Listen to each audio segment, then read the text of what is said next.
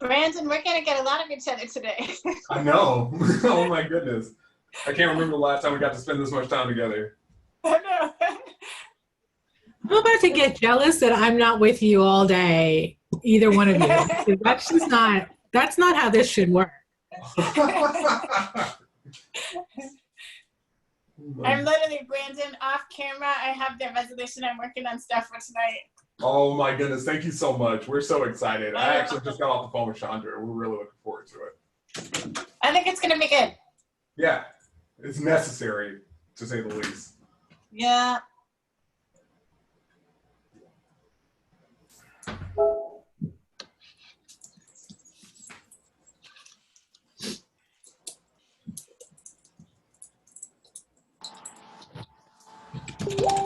So we're expecting about 300 people. Cool. Wow. Wow. That's you guys crazy. better do good. No No pressure. pressure. No No pressure. pressure. No pressure at all. I go from this to facilitating the Seattle School Board meeting. Yeah, no pressure today at all. Yeah. Oh, man.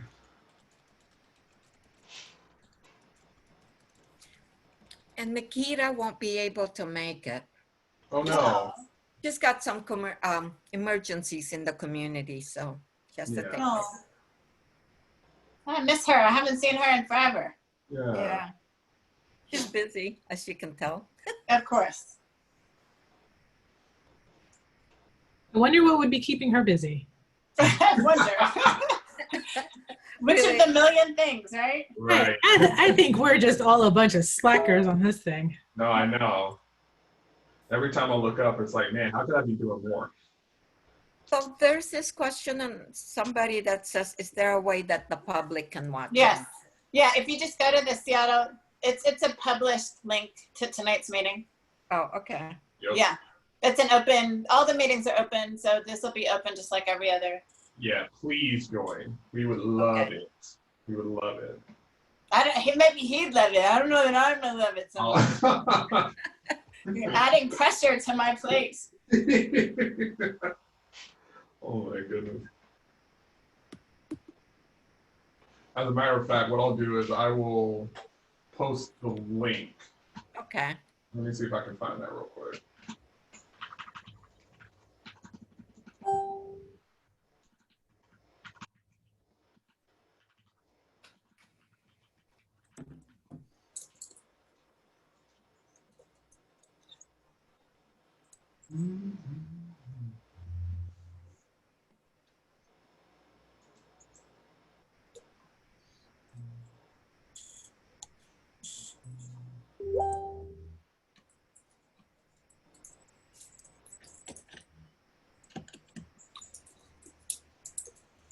So it's going to be by team. So just click the hyperlink. This is the agenda. But just click the hyperlink that says Microsoft Teams, and then you should be able to join. You can also join by telephone. And I'm not sure if it's going to be broadcast on SBS TV, but it might be. So there's tons of ways that you can participate.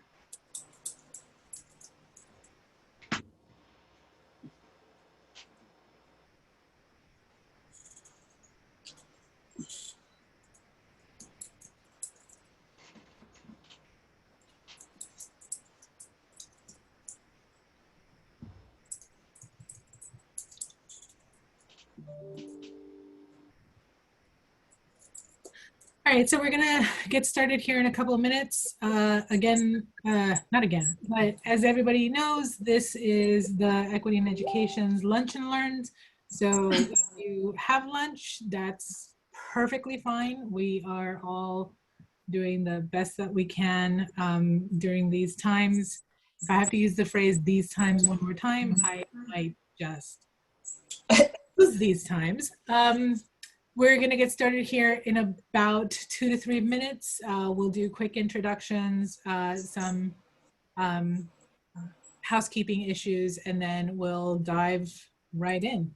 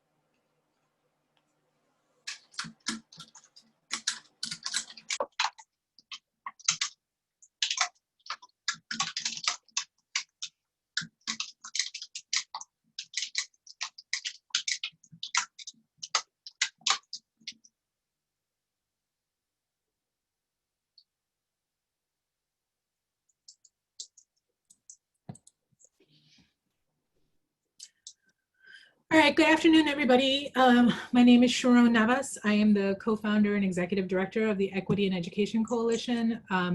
We are Washington State's only civil rights organization that looks at closing the opportunity gap through the eradication of institutional and systemic racism in public schools and other public sectors. We have been hosting our Lunch and Learns for about 3 years now, and if you've never been to a Lunch and Learn before, we take an issue that's really pertinent to public education and to our kids of color and communities of color, and sort of dive right into it, bringing experts from the field to have conversations around what the issues are, how we can get action items around it, and how we can make Washington State a much more vibrant and better state for kids of colors, communities of colors, immigrant, refugee, Native, and undocumented. We have been around.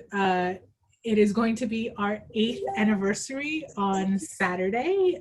So I, as you can imagine, am exhausted. But we will, we today are going to dive into Black Lives Matters in the classroom. As you all should know, the Black Lives Matter has been a movement for several years now, and it seems to have taken on a different feel after the lynching of George Floyd in March, which was at the same time that we in Washington also did a complete state shutdown because of COVID/coronavirus. And then there were several huge marches around Black Lives Matter, defunding police, and how do we authentically engage our communities while also decentralizing whiteness in our educational system. So a few things,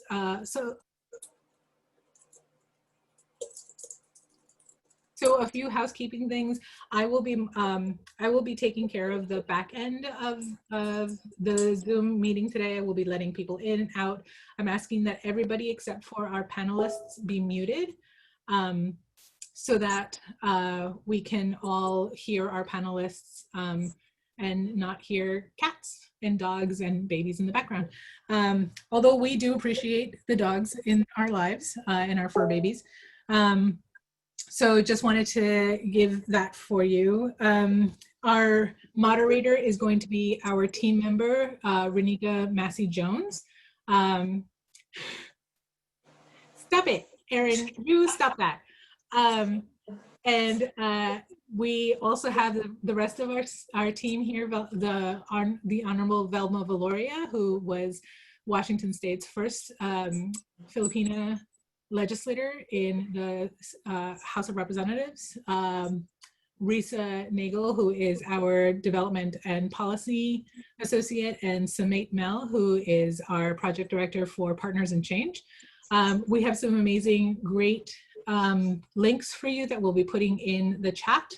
If you have any questions for our panelists, please put them in the chat so that we can ask them. We have some great questions that I'm sure are going to lead into a really robust discussion, but just to let everybody know, we do center lives of color. So Black lives, Indigenous, POC, those are the communities and experiences that we do center. So if you find yourself as a white presenting person taking up a lot of space, I will come in and let you know that. So again, this is a place for us to have a deep discussion about Black lives in the classroom. So with that, I will turn it over to our moderator, Renika.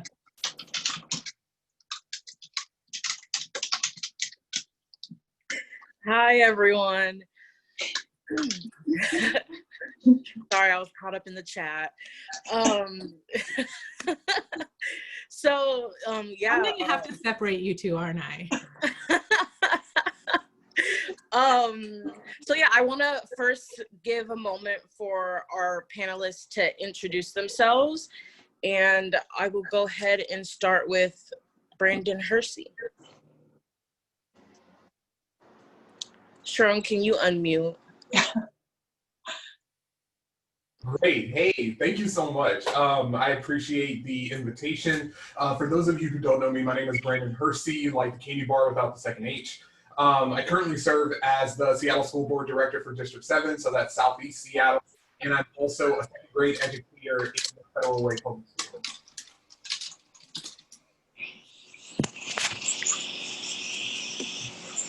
Thank you. And Erin? So in case y'all were wondering, that is my daughter. So that's why I'm doing this. And I'm in her bedroom, which is what she's referring to. So I have turned her bedroom into my studio, which I told her just is my reminder of the beauty of Renika. Her name is literally right next to me up here on the wall. So yeah, so I'm Erin Jones, and I was a teacher for 12 years, an administrator for another 12 years, ran for state superintendent, lost, and then now do explicitly racial equity work around the country. Thank you. And then we have Tremarco Green. Yes, hello. My name is Tremarco Green. I work with CP Community Passageways in the community. We basically help kids get on a better path. You know, I'm one of those people. They help me, and like I'm gonna kind of be talking about my experiences with the law and my experiences with them and how I changed. Thank you. And Dominique Davis.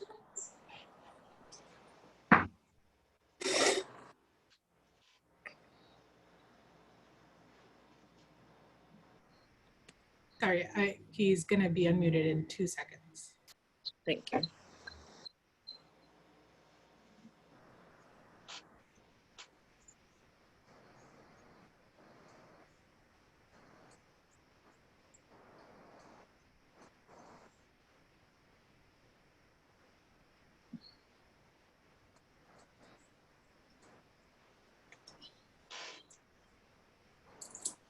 There we go. Okay, now you, okay, thank you for unmuting me. I'm Dominic Davis, CEO and founder of Community Passageways. Thank you for having me. Thank you for joining us. So we're just gonna dive right in. We have a few questions that the EEC has conjured up, and then we will also be allowing participants to drop their questions in the chat, and we will be asking y'all those as well.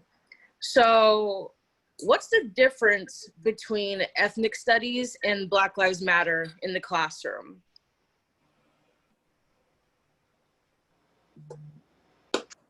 Yeah, I can hop in there. And I think that this will be a little bit of a different answer for every person. So from my perspective, when I think about ethnic studies, that is, for me at least, how do we celebrate all cultures and the differences that come along with that, right? So I teach in Federal Way. I see Senator Claire Wilson is on the call. And I am incredibly fortunate to have one of the most diverse classrooms that a teacher could ask for. So when we're thinking about how do we incorporate ethnic studies curricula and frameworks into education, that for me means, okay, how do I layer in tools to help my children not only get language acquisition necessary to be able to have those types of conversations, but then additionally, how am I figuring out, how do I layer this in not only in subjects like math, reading, writing, science, it's really got to be everywhere, right?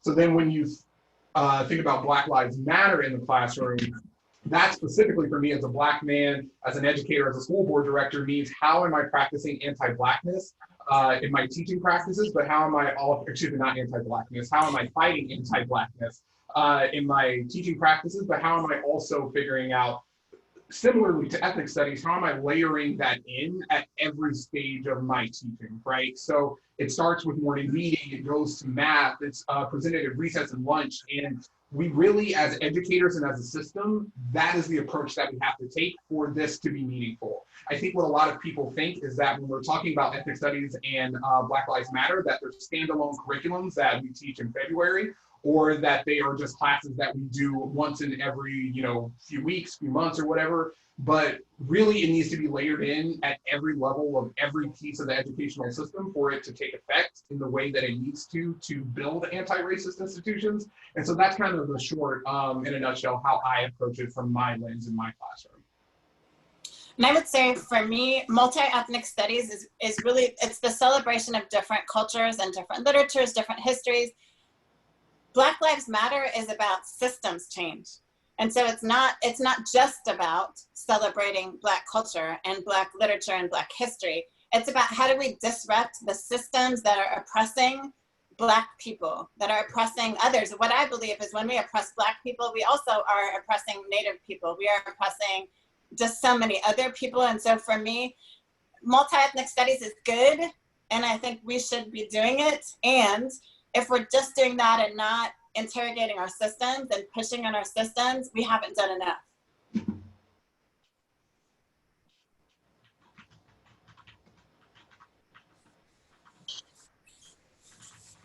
Dominique Davies, do you have anything you'd like to add?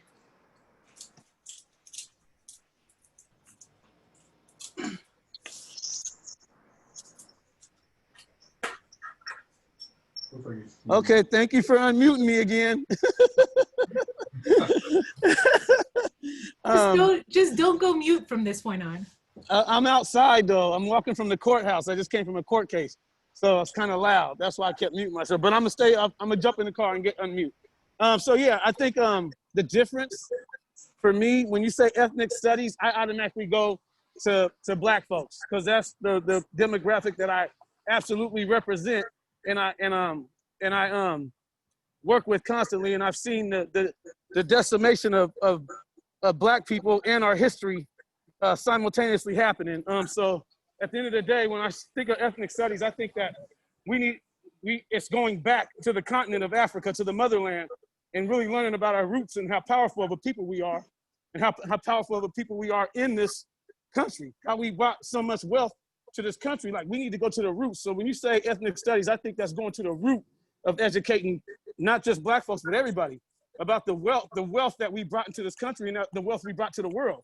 How the continent of Africa still is the wealthiest continent in the world, and how we still perpetuate wealth throughout this whole world. If Africa didn't exist, this world would be broke, period.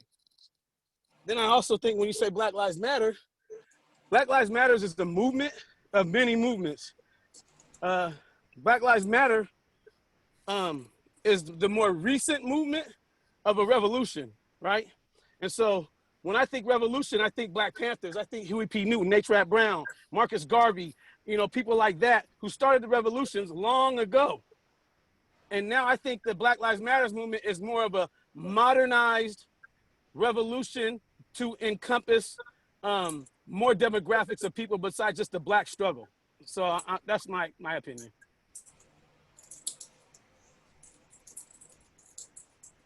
And Chamarko, I think we would love to hear like a student's opinion as well.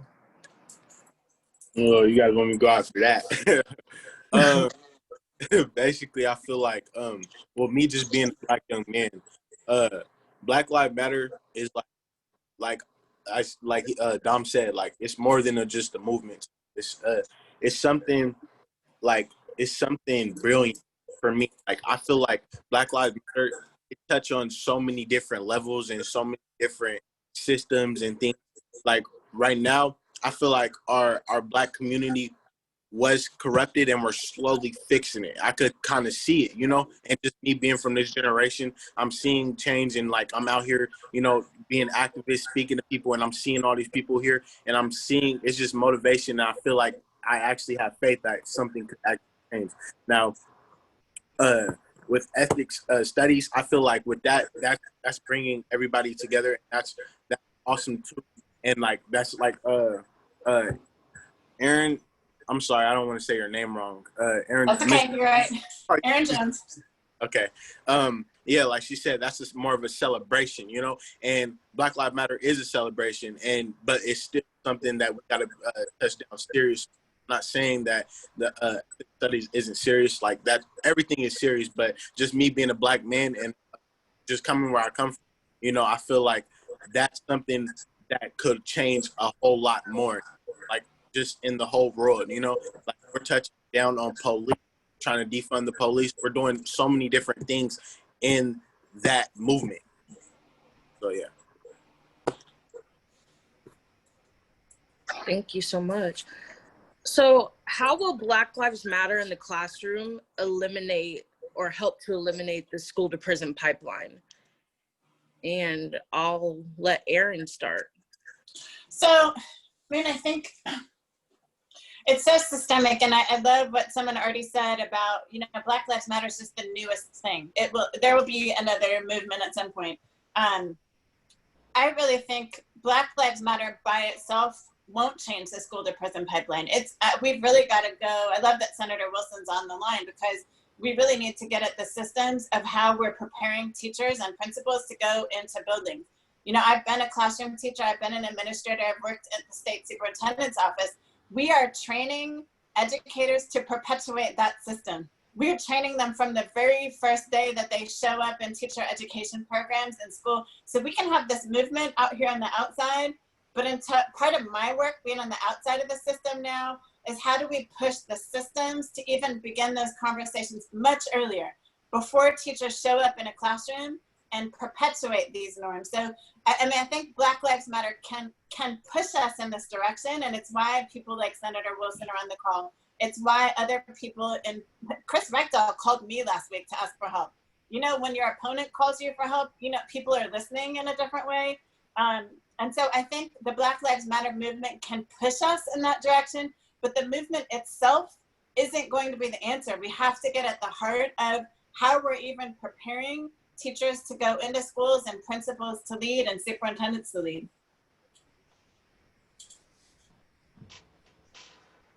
Yeah, I can step in there as well. I think that Erin said it best, and just speaking from, you know, someone who's in the classroom right now, when I think about the effect of Black Lives Matter in mitigating the school to prison pipeline, that is what we as not only educators, but also policymakers bring to the table in terms of our lens, right? So from my perspective in Seattle, over the past few weeks, we just passed a resolution recommitting ourselves to our Black students, which we're gonna have a follow-up meeting on tonight. And in that resolution, we removed the presence of officers in schools. We banned the presence of firearms and deadly weapons coming into school by any law enforcement person. We're exploring what it will look like to potentially have affinity schools again, especially in a virtual climate, where we could potentially reopen the African American Academy and then create safe spaces, right? Additionally, we also have to know that, you know, removing police from schools does not solve the problem, because the people who police our students are still in our schools. And so what we also have to do is be a forward-thinking board and a forward-thinking educational community. And the way that we're doing that, at least from our perspective, is taking a look at banning isolation and restraints in our schools. We have to figure out, how do we take away the tools that adults use to do harm on Black students? And that is going to take a complete and utter system overhaul to look deeply at our policies, which Erin is going to help us do tonight, and create a plan with community to figure out, how do we not only prioritize this, but how do we do it in a systemic way that is going to be sustainable and actually addresses all of the disparities that we're experiencing in our schools, especially as it pertains to our Black students.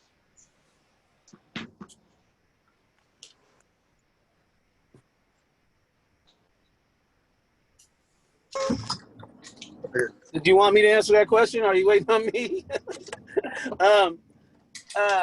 So the question was, how can Black Lives Matter affect the school to prison pipeline, or eliminate the school to prison pipeline, was what I heard, right? That was the question, right? Yes, correct. Okay, so then basically I don't feel like it can.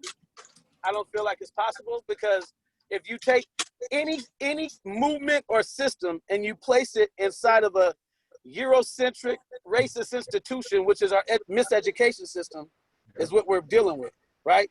Just like if I said, let's put Black Lives Matter in the criminal justice system. You're not going to go in there and fix the criminal justice system. There'll be some changes, some Band-Aids on some bullet wounds, is what I'll call it. But at the end of the day, you can't change the system without revamping the system, redoing the system. So the education system needs to be actually restructured, revamped, revisited, revised, and it has to be rebuilt, so that we're addressing not just the way that our kids are educated and what they're being educated on. Because if you think about it, the European education system is built to keep Europeans dominant, to keep the European system dominant, to make sure that we're being educated to go out and become worker bees for this European education system to keep white supremacy in place. So at the end of the day, you need to go revamp the whole system. So no program, no movement, no revolution. It has to be a revolution of changing the way that we look at education, period. Nobody can go in there and fix it until we revamp the whole thing. And that's going to take a revolution. And Black Lives Matter can be part of the catalyst pushing that forward. But until we say, no, from now on, we want our kids educated in a way that is culturally relevant, culturally adaptive, and is about empowerment of the Black and brown communities, about empowerment and creating their own economic systems and opportunities. So yeah, I don't think Black Lives Matter can change. I feel like, honestly, personally, from my perspective, I feel like, yeah, like Black Lives Matter changing the school to prison pipeline, it will be hard to do. But really what we need is more Black schools and Black people. I'm sorry. Okay. More Black schooling and Black knowledge. We need people that's going to come in there and teach us our ways and what to learn, what we need to know, and still like keep us on the straight and narrow path. When I go to school, I shouldn't feel like I'm being degraded or not learning something, like not being intrigued by what I'm learning or having like careless, attitude. I should want to go to school and be enlightened and get knowledge and stuff that's going to feed my mind on stuff I really need to know, something that's going to be useful. And that's what I feel like needs to happen. We need more Black schoolings, Black teachers and stuff like that. People that has experiences and people that I could relate to make me feel more comfortable. Can I add on one more thing to that question? And I think this really leads into Dominique's point and into Jamarco's point as well, is that we have a system that needs to be restructured, right? Because at the top of the system, we can make all the policies and all the resolutions and all the statements and things like that we want. But then when we look at the actual practitioner base, I'm talking about who are the majority of our teachers, we are literally working with an almost 80% white workforce. And so there is a huge disconnect between when we make a policy at the top end and what that implementation looks like in the buildings, right? So what that looks like personally for me is I make a point to wear every Friday a Black Lives Matter t-shirt. The teacher across the hall from me wears a Blue Lives Matter t-shirt. You see what I'm saying? So when we're thinking about not only systematically what are we doing, we also need to think about what are we going to do to disrupt the practitioners in our system who have been in our system for 30, 40 years and who are not about to change no matter how much PD we offer, right? So there needs to be a level of accountability that we at the top of the systems need to take in terms of holding people accountable, because if we're not, then we're just talking out of the side of our mouth, right? No real change is gonna happen. And it's really gotta focus on what are we doing to hold our entire system accountable, even at the micro level in the classroom, to push toward equity, to push toward understanding how do we use Black Lives Matter as an avenue of policy and ideas to get to a better place in terms of education. But if we're not having real, serious, honest conversations about inspiring people to either get on board or look for new positions, right, then we're not going to see the change that we deserve for our students.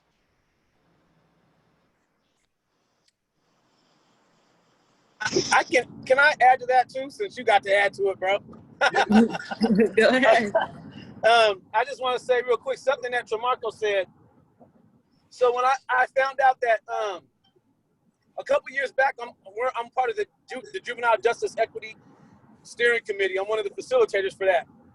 And some of the data that they gave us said that the number of referrals going to the juvenile courts equaled the number coming out of schools going to the juvenile courts equaled the number of referrals coming out of the community in the streets. So just as many kids were getting criminal referrals from our schools as they were from the streets in the community, right? Which is a tragedy, which speaks volumes to the fact that we do have a problem with the school to prison pipeline.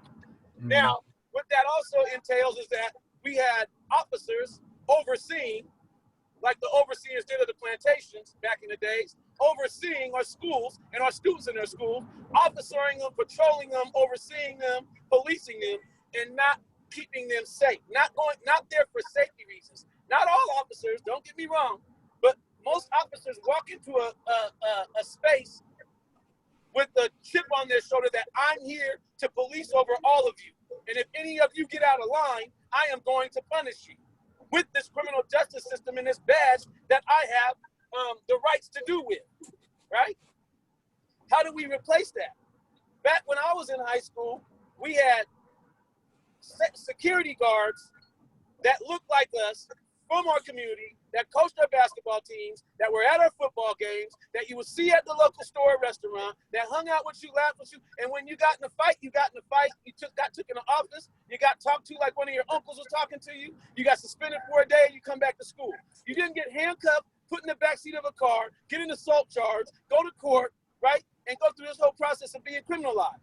You got caught with some weed, you got caught with a couple of blunts or something, you got caught with some blunts, they took it from you, they confiscated from you, you got talked to like one of your uncles, boy, you know what you're doing, you ain't supposed to be blah, blah, blah. And you get suspended for a day. You come back to school. You don't get a minor in possession. You don't get handcuffed. You don't get court dates. You know what I'm saying? You don't become criminalized. Now you start your criminal path. Statistics show once you spend more, after so many days or so many weeks of a criminal case being in a court, and going through the court system, you're going. We need to start putting people from the communities in the schools that look like the people in those schools, that have kids going to those schools, that have been to those schools, that grew up in the community. They need to be paid to be safety teams in those schools. And when they're in there in those schools working with the young people, they can see who needs what. Ray ain't been to school in 2 weeks. We go into his house and knock on the door and find out why. And let's ask his mom, what does she need? Do you need rental assistance, food assistance, health care, a job? What do you need? And what does Ray need? Let's get you back to school, little homie, right? Now, little Ray ain't on the block shooting at nobody. He's got somebody that came and snatched him up. Anyway, I go down that path forever. I'm just saying it's time to change the dynamics of what schools look like, because back in the day, when we had all the people in our neighborhoods going to our neighborhood schools, working in our neighborhood schools, black people were graduating at a 90 percentile rate and going to college. Now we ain't. We're failing. The system's failing us. Right, exactly. Like, and just one more thing, since everyone's adding something. Go ahead. Short though, but like I feel like with that being is like mainly my thing is like I was one of those kids, you know. I got arrested and put it in a backseat and sent to a precinct for a fight. Fights happen all the time in schools. You know, I got sent to a precinct though, and I don't know if it had something to do with my behavioral problems or what it was, but he didn't know me, and the officer slammed me, you know, assaulted me, put me in the backseat, and I'm a freshman in high school. After that, that's kind of when that, like, it's true. That's kind of when I gradually start going to jail and, you know, start, you know, get into more little, you know, petty crimes and stuff like that. And it's sad because I shouldn't feel like, okay, like now it's just like, you know, honestly, I wasn't thinking like how, like now I wasn't thinking how I was back then. Back then I was just like, okay, you know, forget it. You know, it is what it is. But now I'm thinking like it was all part of a plan, you know, and that's why we need to corrupt that plan and change and put more like community people that are out there in the community, got programs in the schools, and, you know, work with the kids and talk to the kids, because that's not okay, you know. It's not okay for someone that young to have to go through an experience like that, you know, especially if, you know, it's a fight and I didn't even start the fight, you know. It's maybe because I'm black. I don't know what it had something to do with it. And then, oh, it's not because you're black. I'm so tired of hearing that. Shut up. Like, that's messed up. That's rude. You know, why are you even in a school? You're here to protect and serve kids. You're not here to, you know, make us feel bad or guilty or try to put us down or degrade us. You know, that's not what your job, that's not what you're here for. But really it is what you're here for, but that's not what you're supposed to be here for, quote unquote. Monica? Yes. Can I add something too? Go ahead. And I actually want to align it to something that was just said in the chat about what is the school to prison pipeline?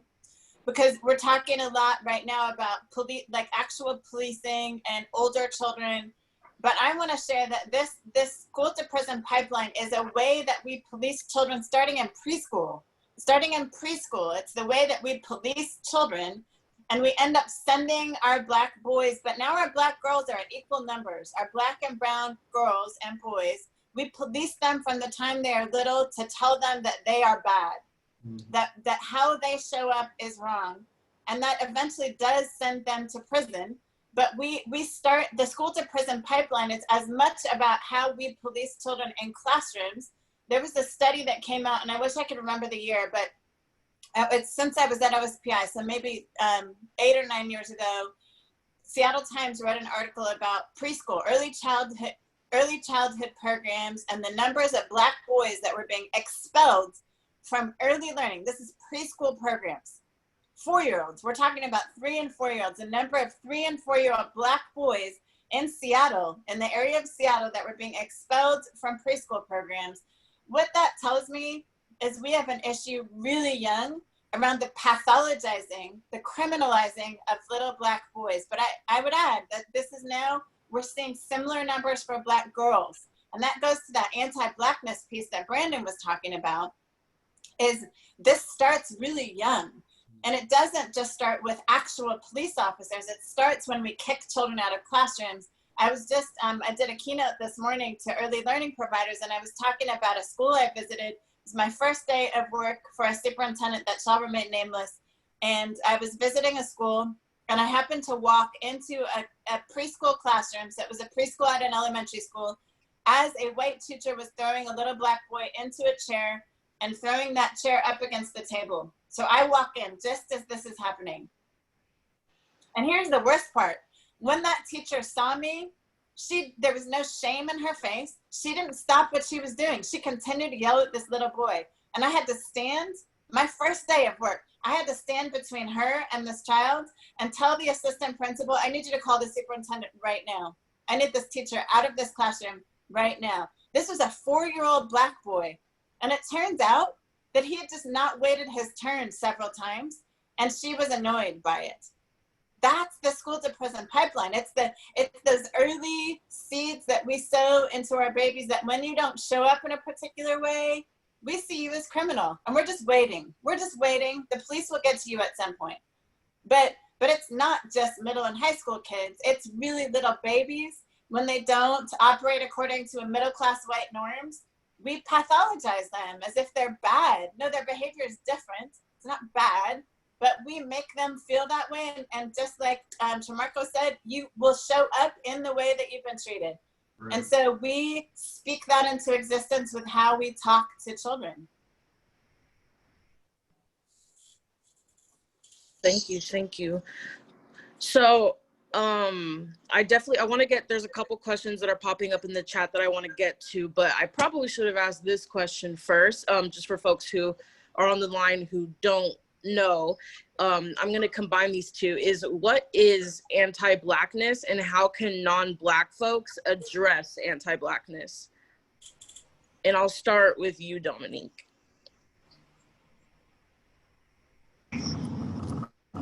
What is anti-Blackness, and how can people that aren't Black deal with it? Is that what you said? Yeah, address it, yeah. Address it, okay. Anti-Blackness, I don't look at it as a thing. Well, I guess you could say it's a subconsciousness, right? Anti-Blackness is rooted all through our culture. The United States of America is built on anti-Blackness. Every system that's in the United States is built on and rooted in anti-Blackness. Every institution, every financial institution, educational institution, every institution, housing, employment, everything is built on anti-Blackness. So when you say to me, what is it and how do you deal with it? It's a deep-rooted subconscious mindset that even Black folks have bought into. We even buy into our own anti-Blackness with each other. That's why it's so easy for us to commit violence on each other the way we do. Anti-Blackness has been beaten into us and has been subliminally and physically and mentally and spiritually implanted in all of us for so many years. It's in the DNA of the United States of America. So I don't think anybody can do anything to actually address it, but well, to stop it. But if you want to address it, then it has to be a point of power sharing. Are you willing to give up your power? As whatever race you are, white folks, if white folks are willing to say, hey, look, I see that I benefited from anti-blackness. I see that my great-great-great-grandparents got free land back in slavery days because they owned enough slaves. And now that land has been passed down and that wealth has been passed down. I have been a benefactor of my parents being able to give me a loan or being able to get this job or being able to buy this house or I've been able to do all these generations. So I've been placed in a position to take advantage of anti-blackness. So how do I share my wealth? How do I share my power? That's what you got to ask people. Are they willing to give up their power? Are you willing? I'm working with some stuff in the prosecuting attorney's office, and I'm saying, let's stop putting Band-Aids on the criminal justice system. Take some black people from the community, put them in your office, and let them sit at the table when you're talking about filing charges. Let's see what it looks like then. If you want to get ahead of the biases that are happening when people are filing charges against people, and we have to go through the criminal courts with this implicit bias lens, put people at the beginning of it when you're first saying, hey, should we file or not file? And let people from the community of colors say yes or no, right? That's power sharing. Sharing the power of systems and putting people in those systems to take advantage of the same opportunities that people have been able to take advantage of for hundreds of years. So yeah, that's my answer. Thank you so much. Yeah, so, I mean, there's no better way to say it than what Dominique just said. And I think from the perspective of being in school, like, you have to think about what was school even designed to do to begin with, right? So like public education, there's a really great video, and if I find the link, I'll share it out, was designed to make really good factory workers, right? Sit in place, raise your hand, don't speak unless you're spoken to, don't get out of line, turn this in on time. And if you don't do any of those things, we'll replace you with somebody else by kicking you out, right? So when I'm thinking about like anti-blackness and how does it show up and how do we address it, you have to think about the system in which we exist, and all of these tools for policing are still very present, not only in the educational system, but throughout all of our systems, right? It's what we call power protecting, which is what Dominique was just speaking to. And systems that are developed with this notion of power protecting do a really good job of it. You see it not only in our political system, you see it in our justice system, our educational system, this, that, and the other.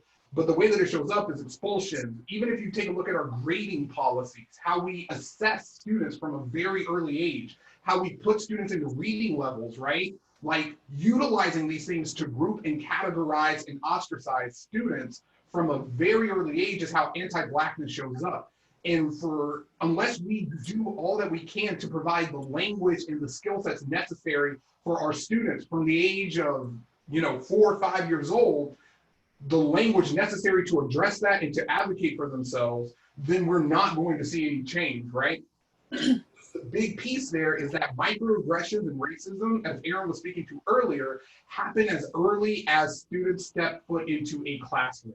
It begins there. But then when we're having conversations about like racial equity training, all of this, that, and the other, the focus is often on middle school and high school because we think that kids have to be of a certain age to be able to engage with these topics, and that's just not true, right?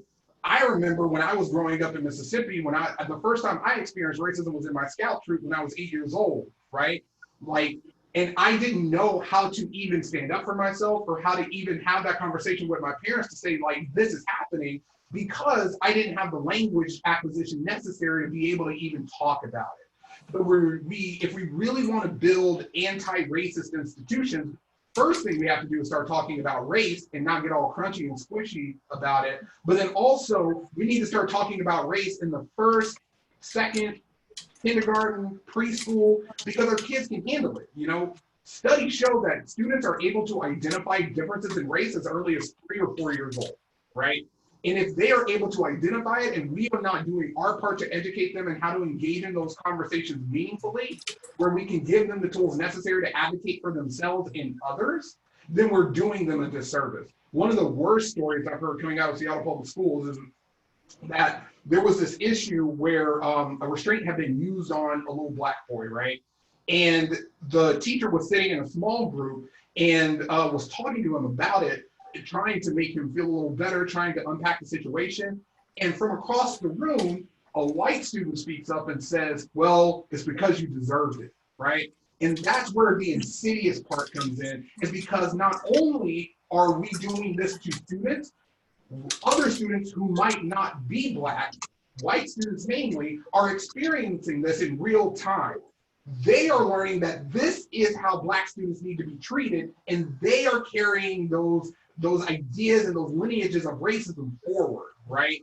So it's not just about how do we fix our interactions with students as adults, we also need to be incredibly cognizant about how our interactions are tainting the perception of Black students for their peers as well.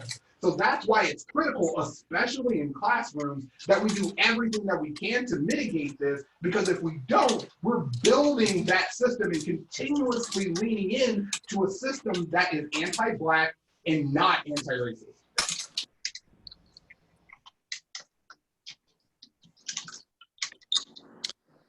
So we've been getting a couple questions in the chat kind of surrounding teacher training and recruitment, and the teachers unions continuing to perpetrate inequity in schools by protecting white supremacy. Could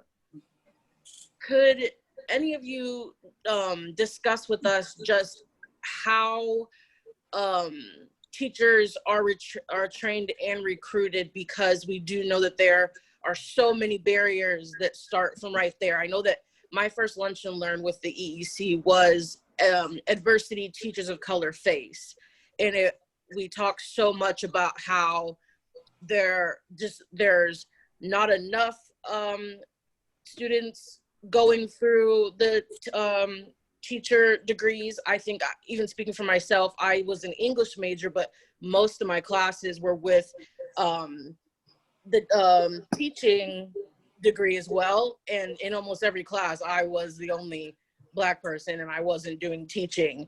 And so, like, what are the barriers that start there? How can we work to dismantle those? So I'm gonna jump in because I'm the oldest one, I think. I'm almost 50, so I think I've been around of the panelists. You're a baby. You're a baby. Oh, okay. I can't see you, so I can't find you on my iPad screen. So, but I've been in teaching, this as a career for 30 years. And one of the interesting things, I was not raised in this country. I came to this country to go to college and had studied Black history much more where I came from than Americans had studied it. And what is really interesting is when you look at Brown versus the Board of Education, we see that as the desegregating of schools. But what it also did is it meant then that many of the Black teachers who had been teaching in all Black schools suddenly didn't have jobs. They suddenly were eliminated from having jobs. And so one of the beauties of segregated schools was that all of your teachers looked like you. All of the administrators looked like you. And so the notion of desegregating schools was a good one in that we wanted to make sure people had resources more broadly. But what happened in effect to teaching is it became a career now that wasn't as easy for Black people to get into. Right. And once you have the civil rights movement and people could do more than teaching or secretarial work, now suddenly the door is open to all these other careers. And why would you, as a Black person, choose to go through all the work to become a teacher making, I made $20,000 a year my first year of teaching. After getting a graduate level degree, $20,000 a year, right? Why would you do that when you have all these other opportunities? So there's that piece of it. There's also the reality that Washington State is one of the hardest places to get a teaching certificate. There are more tests that we give in this state to get your teaching cert than almost any other state. And what that means is you have to jump through a bunch of hoops. And those tests are biased. I actually, 5 years ago, was asked by the test takers if I would sit in a convening to look at the state test for teachers and give my feedback on equity. And I did it knowing that I was gonna hate it. I did it knowing already it's a racist test. And I remember I jumped in, and when I introduced myself, I said, I am here I'm just letting you know right now, I already know I'm going to hate your test. I was really open about it. Said, I know I'm going to hate your test. I just want to have explicit proof that I'm going to hate your test. And I just want you to know this up front. We got to question number 2 in that test. And it was so incredibly biased towards having a particular level of experience around history and having traveled a bit and having a certain way that you speak English. It was so biased that I called it out right away. And so we have these tests in our state that Black and brown people are not passing to even get into teaching programs. So we got to stop all the testing madness. We got to stop that. There's not a test that we can give teachers to determine whether they're going to be good in a classroom. There's not a test. If you're good in a classroom, you're good in a classroom. There's no written test that you can take to prove to me that you will love children. There's not. And so I could talk about this all day because this is really what my work is devoted to, but it's one of the reasons that I do assemblies all over the country and talk about the beauty of teaching, because I know when children see the 6-foot-tall lady with an afro, like, oh, I could do that too. They have to see it represented. And right now in our state, they're not seeing it represented. We are really about 5%. Black teachers are about 5% of our teaching force. So I intentionally go into buildings and talk about teaching, and I tell little Black boys and little Black girls, I want to see you in my career someday. But it's hard when kids are also seeing their Black and brown teachers not treated well by their peers. And that's also real. Why would you want to go into a career where your teacher's not going to be treated well, where the microaggressions are real in buildings? We got to do a lot of, public education has to do a lot of self-evaluation. I wouldn't encourage people to go into teaching right now as a Black person. I mean, it's not an easy job. It pays better than it did. So, you know, we've done a better job at increasing pay. That's really great. But the number of microaggressions that you experience, the doubts constantly, are you qualified to be teaching, it's unreal. And I see Brandon shaking his head. Like, I taught French immersion using hip hop and rap. And I can't tell you the number of times teachers in my corridor would tell me, Erin, you don't know what you're doing. You're playing too many games with those kids. And my students outperformed. Renika can tell you this. My students outperformed every other class. But I got doubt from my colleagues almost every stinking day. Why would I send somebody into that? Willingly, knowingly. Anyway, sorry, I could talk about that all day. To add on to what you just said, Erin, like you said, I can speak from that because, well, one, how Erin, you taught immersion, and when I mean that Erin taught immersion, she wouldn't speak English even for me.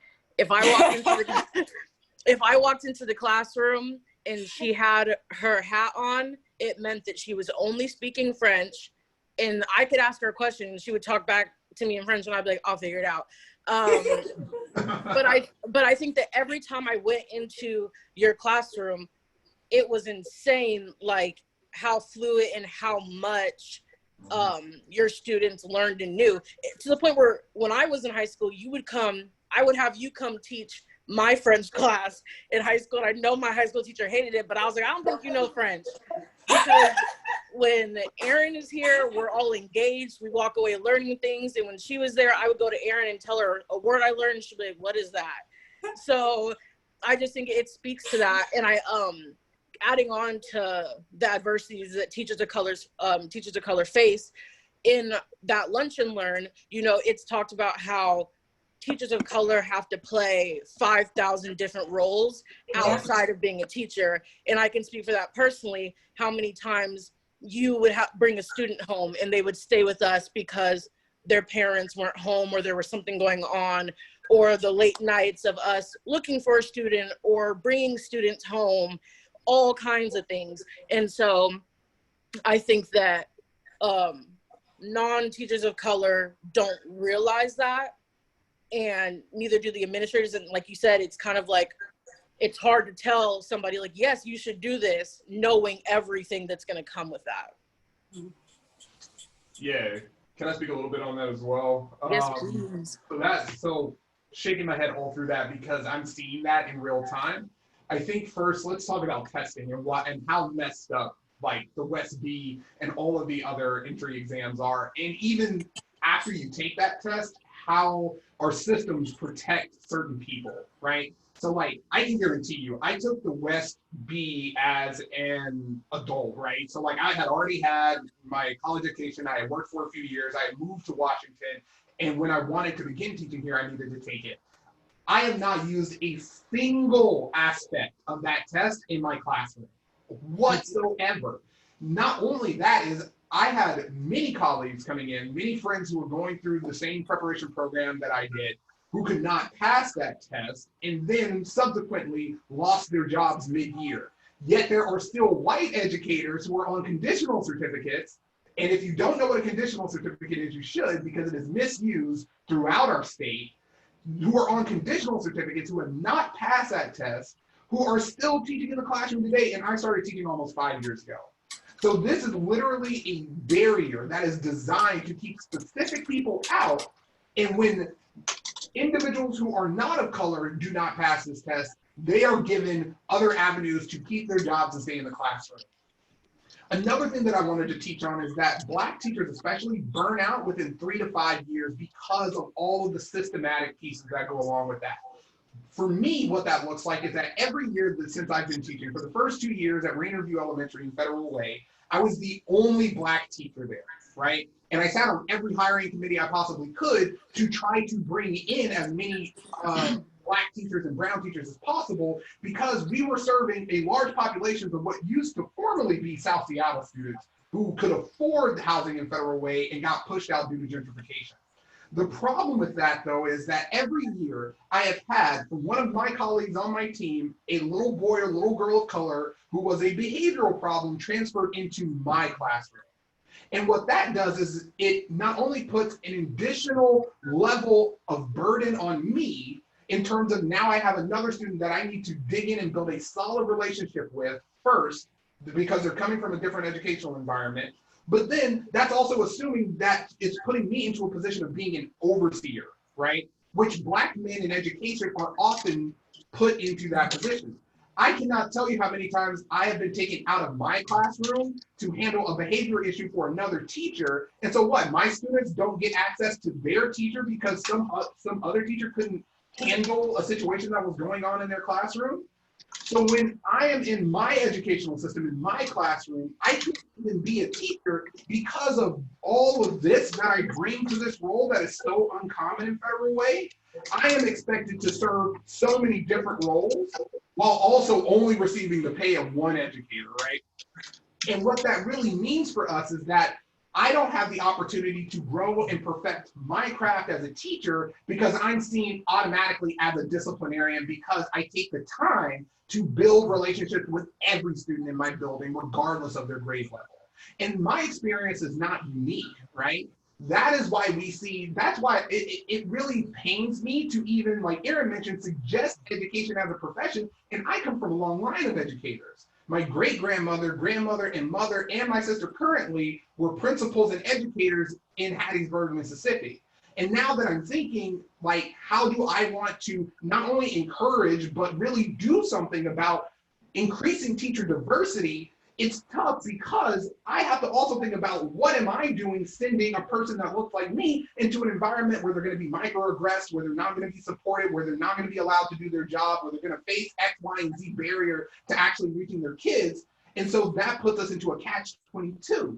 Because for us to actually be an anti-racist institution, as I've said before, we have to think about not only what are we doing to support our students, but what are we doing to support our Black teachers? And there are currently very few, if any, supports that exist to actually support Black teachers in the classroom.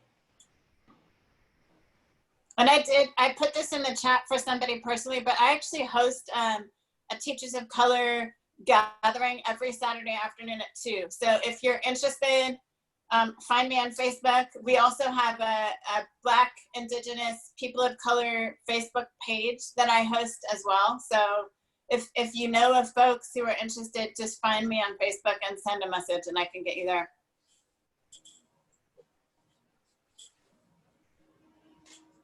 So we had a question in the chat that was, are there resources or I would think reports to find out more about the racial bias in teacher qualification testing? I don't have links to them, but I can get them I can send to you to post on the website. Sounds good. And then another question kind of similar was, can anyone recommend good online resources to specifically support BIPOC teachers?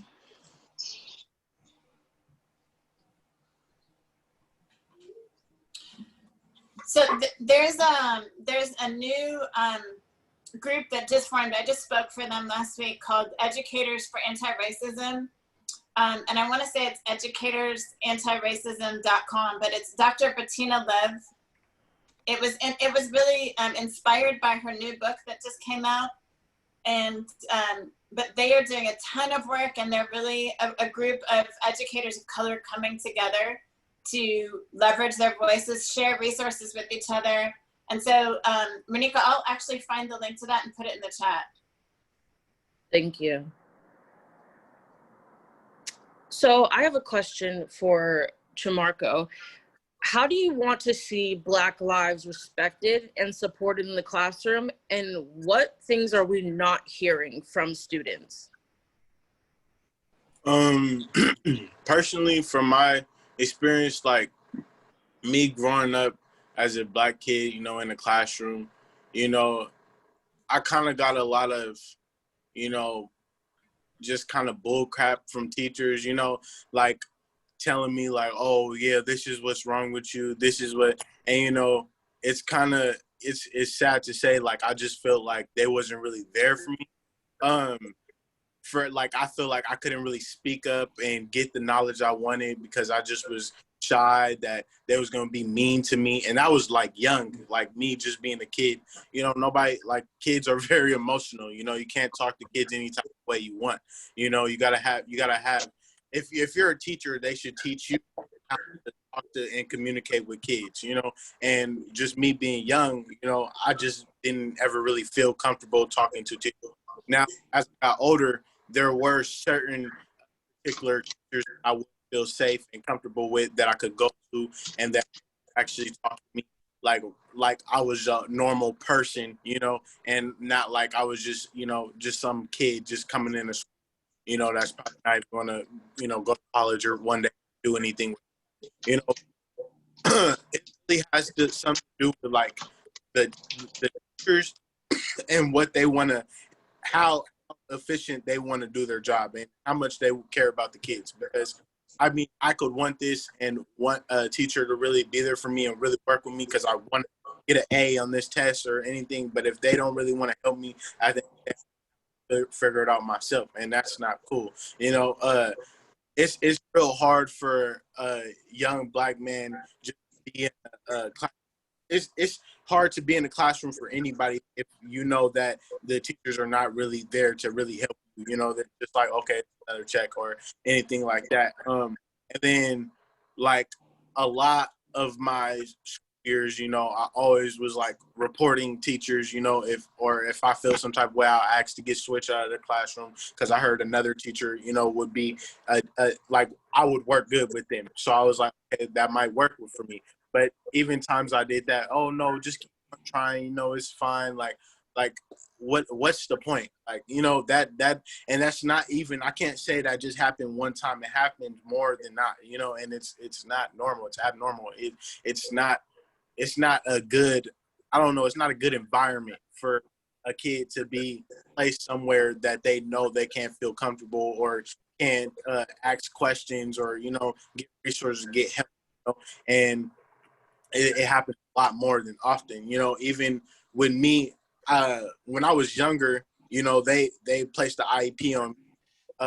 I recently, my junior year, I got off of IEP and had advanced classes, advanced learning. So it's crazy how all those years I was on the IEP, but they never gave me testing for, you know, advanced learning. You know, they just gave me testing, or didn't even give me testing. They said, oh, he had behavior problems, or he did. Of course, I'm young, okay? That's fine. When I got older, then to really, you know, oh, wow, he really is smart, okay? You never worked with me. None of the teachers ever worked with me. It took me all the way into my junior year for a teacher to be like, wow, you seem like a smart kid. Do you want to do this test? I just want you to do this real quick. Do it for me. You know, if it's too hard, then it's okay. You could skip. Like, really do that for me. I was like, okay, like, yeah, I'll try it out. And I actually passed. That enlightened me and kind of like made me realize that a lot of my school years was kind of wasted, you know? So, yeah. Thank you so much for sharing that with us. So going back to like in the school buildings, in the actual classroom, there was a question in the chat on, are there specific BLM lessons already created for elementary classrooms and ethnic studies curriculum? But I wanted to add to that is just like, how can schools / teachers educate students on the Black Lives Matter movement and its importance, especially non-Black teachers and administrators? And how can that be incorporated into just learning about Black history outside of slavery? I think in the media, like on social media and the news, it's all been very, you know, there's two sides. People say, like, I think there are people who say all lives matter and they mean it in a way to kind of mock Black Lives Matter. And then there are people who say that because they don't understand that by saying Black Lives Matter, we're not saying nobody else matters. How can teachers and schools educate all students in the classroom on that? So Washington, D.C. public schools has a Black Lives Matter week of action. So if you just Google Washington, D.C. Black Lives Matter, you'll come up with that curriculum. Seattle Public Schools actually has curriculum as well. So they have developed curriculum for Black Lives Matter week of action. Here, week of action, which is a real problem for me. I mean, I'm not saying, I'm glad Seattle's doing something because most school districts are doing about that much. Here's my challenge with things like that, and even Black History Month, even Martin Luther King assemblies. Like, I do 20 of them every year. I love and hate them. For me, I do Black History Month assemblies and Martin Luther King assemblies to get my foot in the door to schools, because we're only going to do this right when it's integrated all the way through the year. When we haven't taken one day to check the box, look at us, we did our assembly, we did our week of action. It's got to be integrated throughout the year. And we, as of yet, there's not a curriculum yet around how to do this well, integrating it throughout content. But I would say, like, we've got to push back against this week of action. I mean, I think it's really dangerous to say, okay, Black folks, you can have your 1 week in February where we talk about Black Lives Matter, and then the rest of the time we're going to go back to white supremacy. I think it's really problematic. So I think there's actually a state level group that's working on an ethnic studies course statewide, which I would like to see, except, again, it can become that standalone course that some districts implement, others don't.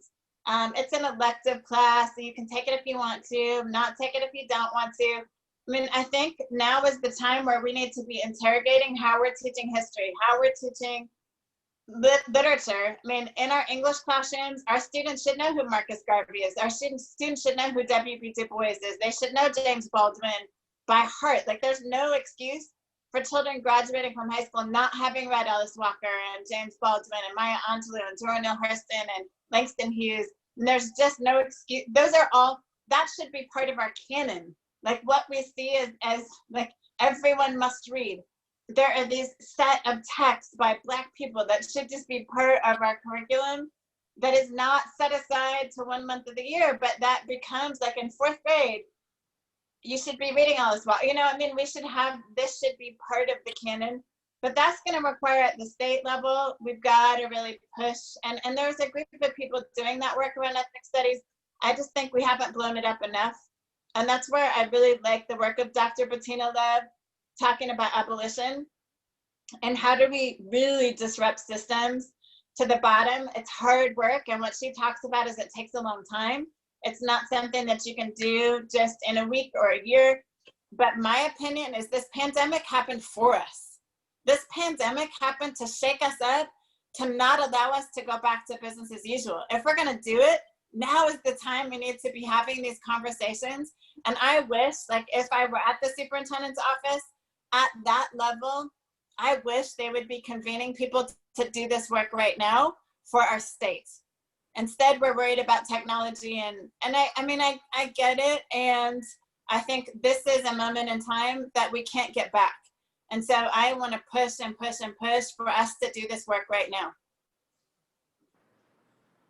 For me, I'm really hesitant when folks ask me for resources and things like that, because I got to be really real with white teachers. Is you stand to do more harm if you have not done your work first, right? Yes. So before you even come to me, the fact that you would need to come to me to ask is a problem in and of itself. So I just want to be very clear that before you even start down that path, I would much rather you provide resources for somebody else who is already doing that work for your children to go to, than you create more harm by not fully understanding the scope and the sequence of how to do this effectively. And that's my real problem with just pushing out things like ethnic studies, Black studies, this, that, and the other, without the adequate training, systems change, the understanding of how this needs to be layered into every piece of your curriculum, because then it's going to get treated like we do social studies now, right?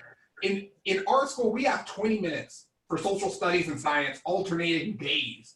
And this is not something that we need to limit to 20 minutes. Like we've been saying over and over again, it's got to be layered in every aspect of our education. So I'm really, really hesitant to point anyone in any direction before they have done the internal work necessary to do it effectively.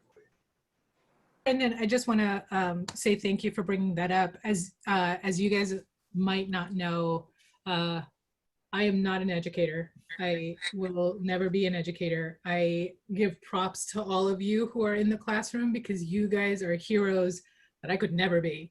But with that being said, we get a lot of questions about how do we, from other nonprofit leaders and board members about how they institute DEI in their organizations. And I think I echo what you said, Brendan, is it doesn't matter how many Black, Brown, and Indigenous people you have on staff or on your board if you're still perpetuating white supremacy. Right? If your system and your culture still oppresses Black, Brown, and Indigenous voices to your own supremacy and feel good, then you're just perpetuating more trauma and more violence. So when we have been asked by OSPI to come in and sit and look at their ethnic studies or be part of a coalition, we've actually pushed back and asked, how many white anti-racists do you have at the table? Because racism is not a problem for POC to solve, right? It is not a problem that we created. It is a problem that we have to live through, survive, and get through. But it is not a problem. It is a problem that white people created, and white people need to bring white people in and say, you are perpetuating whiteness. We need to work on this. And so I love that you said that, Brendan, because what we see is the one teacher of color in the building becoming the resource person, the family engagement person, the translator, the anti-racist moderator, the DEI convener, the family support person, and they're re-traumatized all the time. So for us, we're pushing back on the school districts to say, what are your anti-racist white trainers doing? What are your anti-racist white teachers doing? How are you supporting other white teachers to be anti-racist so that it doesn't always sit on the shoulders of Black, Brown, and Indigenous people? So I just want to thank you for bringing that up. Thank you. Yeah, I wanted to add on to that just on the back end, which I think Sharon kind of just touched on, was my question of are there trainings out there for white teachers and administrators, whether it's something through colleges, the teacher unions, or community-based organizations such as ourselves, because like, as an example, when I took a literature class, and it was the topic I think was like African American like studies in the lives in the 19th century, and I already knew it was going to be a mess because I was in Ellensburg. I knew it was gonna, but I needed the class to graduate, so I was like, we gotta do what we gotta do. And we read a book called and the title of the book was called Our Nig, and my first issue was like it was just used the title was used too much in the classroom, and I'm just looking around and I'm like, okay, there's only 2 of us Black folks in here. Why are y'all saying this title over and over? Like, she probably just shouldn't even chose the book. And I remember after class one day, I was waiting for her to talk, and my teacher was an old white woman. And I didn't know how to say anything, so I personally didn't, but I was just like, oh, this is cringy. And after the class, I was waiting to ask her a question, and there was a foreign exchange student from China, and she was asking her question before me, and I can't remember the question or anything like that, but I remember my teacher sitting there, she's like, wow, she's like, your English is so good. And I was like, I was just sitting there, I was like, she did not just, I was like, what is going on in this class? And I think that Tremarco can probably relate as a student as well to all of this, that there are so many teachers who are offending cultures, offending students, and just being straight up harmful because they're not trained, they haven't taken the time, like Aaron said, to do the work. And just like, those are just like 2 little examples of things like that where I was just like, oh my gosh, like this is what you went to college for. This is what you teach every quarter. How is this okay? How are you asking this Chinese foreign exchange student how great her English is, though she's been here? And that had nothing to do with the question that she was asking. The question was about the curriculum, and you just spent 5 minutes talking about how great she is at speaking. And so I'm just wondering, like, what trainings are actually out there, because I know that from Black person, this work, just even learning things, like Aaron listed off so many names, and I feel sad because I'm like, I don't know that person. Because, you know, like, even up until college, I was only taught history that was surrounded around slavery. That was it. Like, I know who Harriet Tubman is, but all these other like great, amazing Black men and women, I don't know. And I just know that most white teachers aren't gonna go out there on their own and intentionally do the work at home. They need the trainings. And so, yeah, I'm just wondering, where are these trainings available, or how can we create these trainings for folks? Well, the trainings are out there, but here's a couple things I would say about that. Number one, the one-offs don't work. So and this is what has happened for a long time, is people go do their cultural competence training for 2 hours and you're gonna arrive. No, I don't take trainings anymore that aren't a 2-year contract, that I'm gonna work with the building for 2 whole years to do work over time. Secondly, again, it goes back to teacher education programs. Students are paying $80,000 to $100,000 to become teachers, and we are failing them in our teacher colleges to provide the kinds of learning that needs. So on the back end, schools are having to pay for training that should have happened on the front end when students were actually paying to become teachers. And so that is my push right now, is we have got to get that training. Needs to start the first day that teachers start teacher education programs. We can't ask now that schools go back and, yeah, so the people who are already in the system need training, yes. And we need to be doing teacher education in a really different way. And to be honest, principals should be leading this work, but they can't, because most of them have not had this training. And so you have principals evaluating teachers who don't know the work. Right.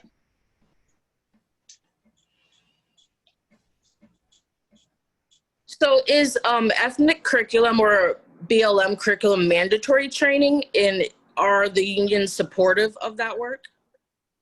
It's not mandatory. Just go to the Teachers Union webpage and look at their Facebook post about BLM. Just go look and read it. Sharon? I can't. Oh my God. I'm gonna pipe up right now. So the Washington Education Association put up a post that said Black Lives Matter in the classroom, which is sort of where I got the name for this thing, right? So I was just like, oh my God, that's amazing. It should be. The first post was like, yes, and then the little hand, and then 700 posts later, there were so many people talking about how they don't want their union dues to be used for this kind of divisive work. That was awful. That's it. As a teacher, I don't see color in my classroom. Why is the WEA supporting a Marxist organization? Like, it was horrifying. So we actually took screenshots. I took screenshots and sent them to the president and vice president of the WEA. Legitimately, 36 hours later, there was a post from the same Facebook page about June being Pride Month, and like, you know, we all, you know, the rainbow and everything. It was great. Not a single post of negativity. Not a single post. Like, everyone was just like, yes, we should be inclusive, love everyone, love thy neighbor. This is like the epitome of like what America should be, all this other stuff. But like 36 hours earlier, there was hundreds of teachers who were just like, you know, it got to the point where there were some who were just like, you know, Black people just need to know where they are, and horrifying. So yeah, yeah, so we've been pushing on the union to be like, do Black Lives Matter in the classroom or what? So that's where I want to jump in the conversation real quick, if you guys don't mind. I'm looking at it like this. No matter how much training, I've been hearing the word training, is there trainings, what kind of trainings, no matter how much training you got out there, and this has already been said by a couple of other panelists, no matter how much training, you can't train somebody out of implicit bias. You can't train somebody out of white supremacy. You can't train, that's just like saying, let's start training the police officers. We don't train the police officers different. We still keep getting shot. You understand what I'm saying? So what I want you to understand is, training has nothing to do with this at all, period. This is my opinion. It has nothing to do with it. What it comes down to is the fact that he who dictates the definition dictates the narrative, right? So who is defining what trainings are? Who is defining what a good teacher is? Who is defining what a good student is? Who is defining who's brilliant? Who is defining who's smart? Who's defining who gets the grades? Who's defining A, B's, and C? Like, who is defining all that? Who's defining IQ tests? Who's defining the old SATs? Who's defining all that? Right? We got to look at that. And whoever's defining all of that is defining the outcomes that we're getting. Period. Training ain't gonna fix none of that. We have to start teaching our own kids. Period. We have to start teaching our own. Here's my thing. You're right. COVID should be an opportunity for Black folks to revisit what it looks like for your child to get educated. I just had this conversation on another panel the other day. We have an opportunity right now to revolutionize the way Black and brown children get educated right now. Be it over Zoom or whatever, but we can develop our own curriculum, our own testing, our own narrative, and our own definitions of what it looks like for our kids to be called brilliant. When I was in college, I had a Black professor, and I did actually, surprise everybody. I went to college for a quick second. And when I went to college, I had a Black professor, only Black professor on East of the Mountains, only 10-year Black, no other professor in none of the college over there. This professor gave us an IQ test one day, which was developed by a white European racist. Then he turned around the next day and made up a test that Black folks, he was asking, it was a room full of white folks. He was asking questions like, how do you cook ham hocks? How do you cook collard greens? and stuff like that. You know what I'm saying? What would you do if you had 3 bills that you had to pay and you only had enough money to pay one? How would you, he was just asking all these questions. What does this look like when this black man's climbing through a window and a police officer standing behind him? Like, he was asking all these questions, and the white folks could not answer these questions, right? And so what he did was took a culturally, and he showed the difference between somebody writing and dictating the definition and then coming out with their own narrative. And that was a powerful tool. I'll never forget that. And it empowered me. The first teacher that said to me I was smart or brilliant was a white man in algebra. And no matter what I did, no matter how bad I was, he never kicked me out of his class. I would show up to school whenever I wanted. He always told me I was smart. So I got an A in his class and screwed up in all the rest of my classes when I was in high school. I'm just trying to give you examples of, we have to start taking note of what is brilliant and tell our kids they're brilliant when they're in kindergarten, when they're in pre-K, when they're in first grade. You are smart. You are brilliant. You don't need no IEP. You ain't got no ADD or ADHD. You ain't got to take none of this damn medicine. Because we didn't have to do none of that back when we were young. You know what I mean? It was sit your butt down, we're going to do this work. But the work was interesting. And so I'm just saying, at the end of the day, we have to start dictating our own narrative, and our own definitions need to start coming from us and not letting the Europeans dictate what we have to. And so when you take a bunch of white teachers who got good hearts, there's nothing wrong with them. They've just been indoctrinated into this white European system. They're not bad. None of them are bad people. There's some of them, but none of them are bad people. Some of them got really big hearts and want to do great things and want to help people. But how can you do that? Just like there's a bunch of good officers in the police force and the law enforcement. There's a lot of good ones. There's also a lot of bad ones. But you know what I'm saying? How's the good override the bad when you have to follow and go under the guidelines of white supremacy and white supremacist actions and white supremacist thought processes and white supremacist systems? That's what our education system is all about. Oh man, I got kicked out of my algebra class at least 3 to 4 times a week. That's another story. But we do have like 2 or 3 minutes left. So I wanted to give a moment to any of the panelists if there's any last minute things you want to say before we close on out of here. I just put a list of resources in the chat. When I do training, and I do training because I agree we got to blow it up, but I also am not going to let businesses and government get away with not questioning themselves. It is a marathon, this work, and so I tell people you got to do a little bit every day. It's training for the marathon. It's not a sprint. So if you try to train for a marathon the week before the marathon, you will die in the middle of it. And that's what a lot of people, they want to do that 1 5-hour training. I'm going to get there. No, you need to do a little bit to undo this internal stuff every day, a little bit every day. So I put some resources in the chat, books to read, podcasts to listen to every day. Make a commitment. If you say you really care about this, what I don't like about Seattle or the Pacific Northwest is we love to talk about stuff and not really do a lot. Yep. We like to be part of a book club.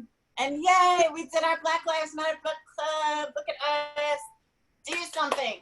So don't just read some stuff and listen, like go out and change something. Use, as my husband says, your 2 foot of influence, whatever that is, do something there to make a change. Yeah, the only thing that I can say is thank you again for giving me the opportunity to come and chat with y'all. This has been really uplifting for me. I get energy from spaces like this, and as I think about heading into my classroom virtually in Federal Way for the first few weeks, this is just becoming more and more important. I think the biggest suggestion that I could do is reach out to a teacher of color that you might know. We're all deep in the education space, and just offer support. You know what I'm saying? Just say, hey, I understand. Well, no, you can't understand, but hey, I am here to support in whatever way you might need. Because as we continue to think about like, what does burnout look like? I mean, even for me, I'm feeling burnt out on my classroom, and I've got a ton of stamina for this type of stuff.